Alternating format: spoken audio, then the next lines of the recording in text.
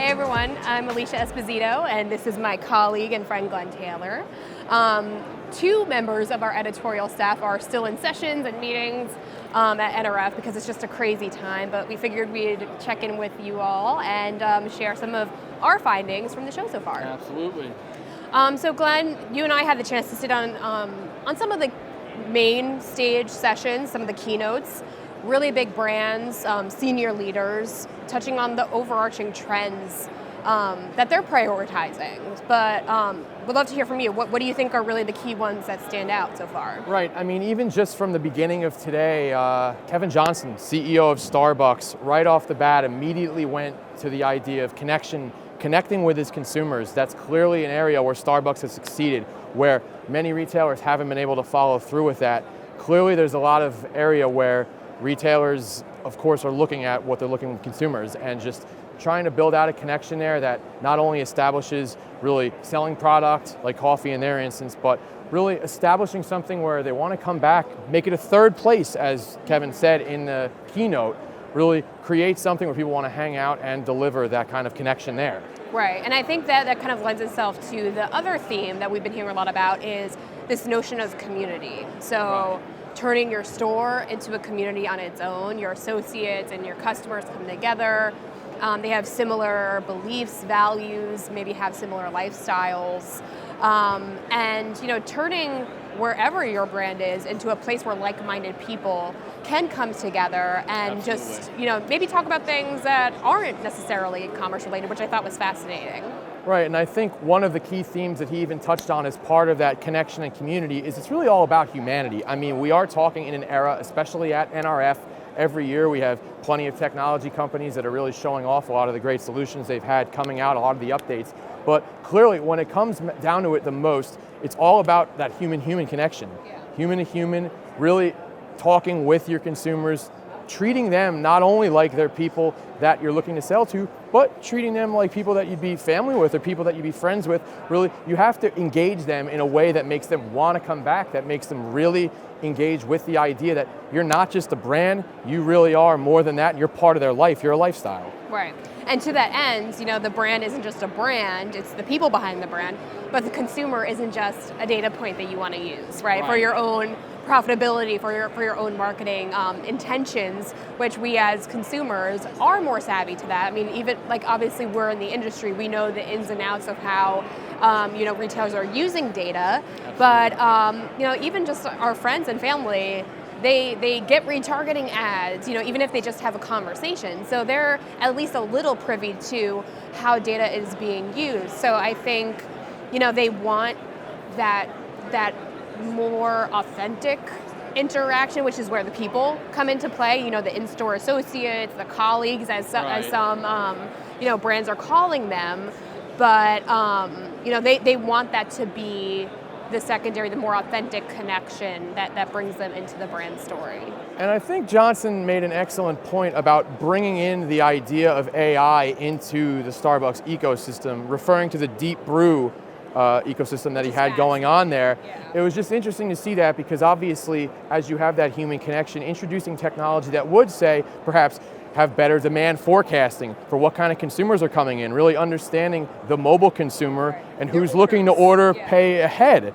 That's something that's going to be such a huge deal going ahead, not only for Starbucks, but any retailer that's really looking to understand about their consumer, understand why they are shopping there and when they may be coming back. Right. I think you bring up a great point around the AI conversations that are happening, because I feel like, a few years back, it was all around the fear component of AI. Are machines going to be replacing people?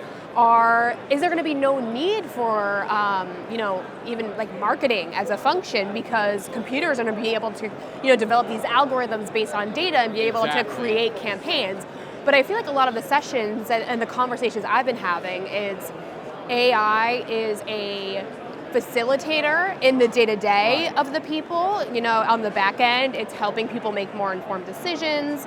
It's allowing the automation of certain tasks. So, going back to marketing, they can focus on the bigger picture ideas, the more innovative ideas that drive the business forward. Yeah. And I mean, even in the store, I mean, you sat in on the Starbucks session. I mean, there are some interesting takeaways, I think, there around how AI allows the in-store employees to have those better connections. Yeah, and I think when it comes to especially the store and how we've had these worries over the past few years of store closures and company bankruptcies and really how to optimize that store experience, that conflation of what AI is and what you can do with employees really shows that employees can have their experiences augmented by learning more things from the back end and being able to focus on more important things like the customer. If they already know when the customer is going to come in, or if they already know how many products are coming in based on something ahead of time, based on an algorithm, then they're not going to have to sit there in the back. They're going to be able to really spend more of that time in front of the consumer, hopefully with maybe an iPad or something with a little bit of extra knowledge to know exactly how to feed that consumer and really explain to them what would be the best part of that store experience and help them in every way, shape, or form. Or they're not going to have to do some of those back-end tasks at the end of the day or part of their shifts, and they can allocate more time to interfacing with the customers. Maybe Exactly. walking around saying, oh, hey, how's it going? You know, Tony, it's good to see you again. How's everything going? It opens the door to so much possibility. And I think this connects to just the bigger picture, and I think we'll talk about this tomorrow probably around this notion of innovation and the use of technology. It seems like it's more around practical use cases. Exactly. You know, applying technology in a way that makes sense for your brand, for your business, not necessarily trying to come up with the hottest, coolest thing so you can get the news headlines. It's more around what makes sense for my people, what makes sense for my business and my brand, and how is this ultimately going to allow us to better serve our customers and create that community that we're talking about. Right, and every analyst I've spoken to today when discussing any of these newer technologies, specifically within that AI realm or machine learning, really involves the fact that it's always going to be about people. It's always going to be about teaching people to learn how to use this. It's always going to be about ensuring that this technology is implemented with the idea that that is going to thrive and that everyone working in there is going to thrive. You can't just do this, leave it there, and expect this to be something that improves your retail revenue or income or total or any other metrics you're looking for. This has to be something that comes people first and that really is integrated with the way your employees work and the way this technology goes. Yeah, because at the end of the day, retail is a people business. I mean, NRF is really making that clear in all of its content, in all of its initiatives through the NRF Foundation, all of its work in helping people find retail jobs. And I think they're really adding that dimension to their mission, their story, and that's really hitting home for a lot of people.